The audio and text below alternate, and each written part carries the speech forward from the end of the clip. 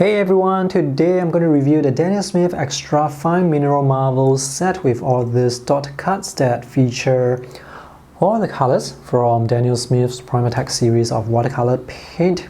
We are looking at 36 colors here. As the name suggests, all the paints are made with mineral, so there is no pigment coat. By the way, I actually made two versions of this video review. This video that you're watching is the condensed version. The other video, the much longer one, shows the swatching process, and I also talk a bit more about the colors. So if you want to save time, you can continue watching this shorter video where I will basically just talk about the most important things you need to know about this set as well as these colors. I actually wanted to publish the color swatching video as the main review, but as I was painting the color swatches and when I look at the colors when they are dry, I just don't like what I am looking at. The colors are just too pale. This is not a true representation of how the Daniel Smith Prima colors are supposed to look. The color swatches are just too pale, and there are several reasons why this is so. The colors you see here is a more accurate representation of how the Daniel Smith Prima colors actually look.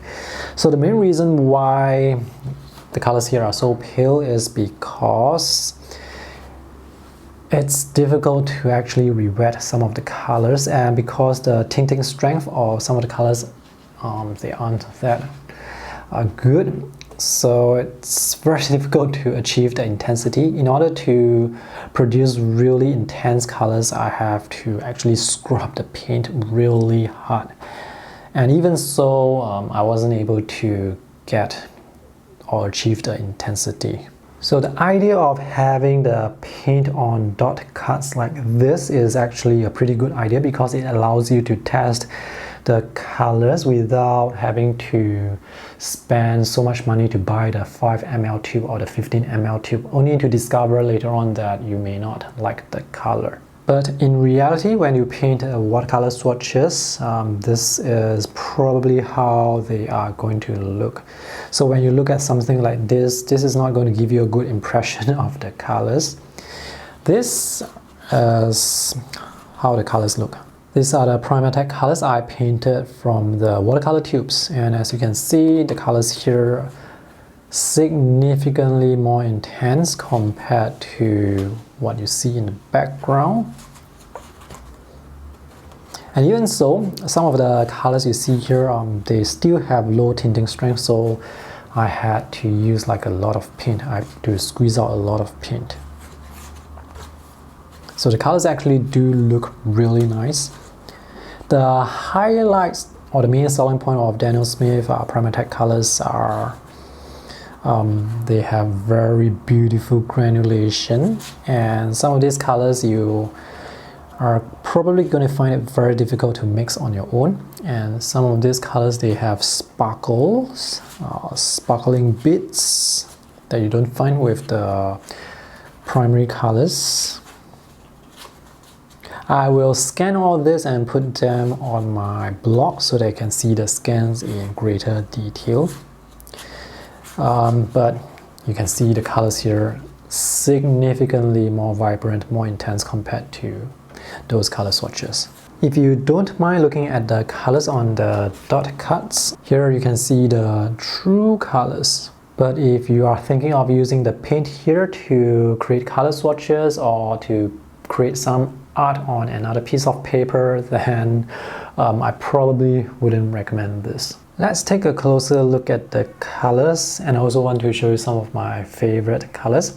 So there are several earth colors from the Daniel Smith Prima series. These are the earth colors. Let me show you some blues. All these are names here for the category or the groups of the paint. They don't actually make much sense. It's just for marketing purposes. So there are some blues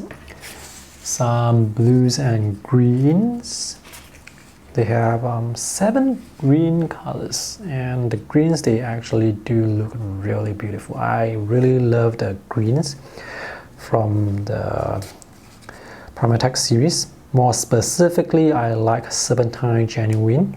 This is actually not just green, you can see color separation within the green, so this is a very beautiful color. Green Aptite also looks really nice. It's like a muted version of Sat Green, but still quite intense.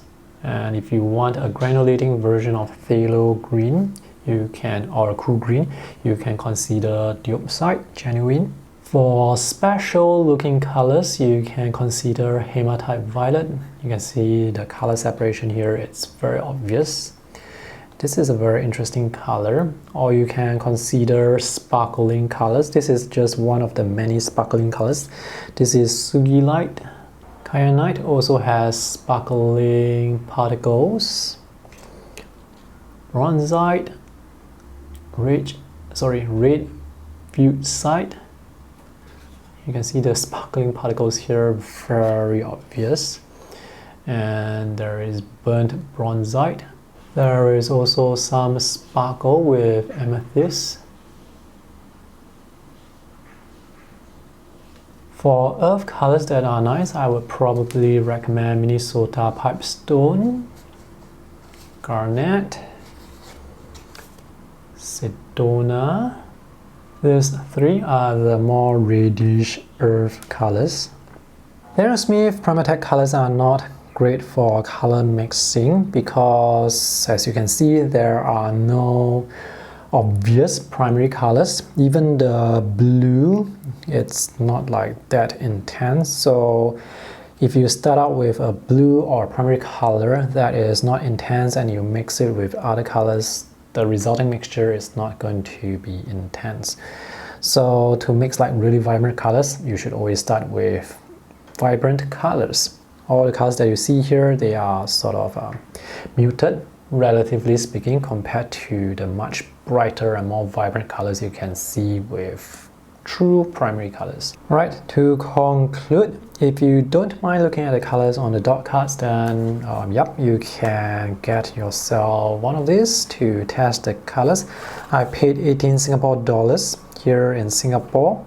I checked online and this is around US $10. The price will vary depending on where and who you buy this from. And do check out the color swatches that I have posted on my blog for a better idea how these colors actually look.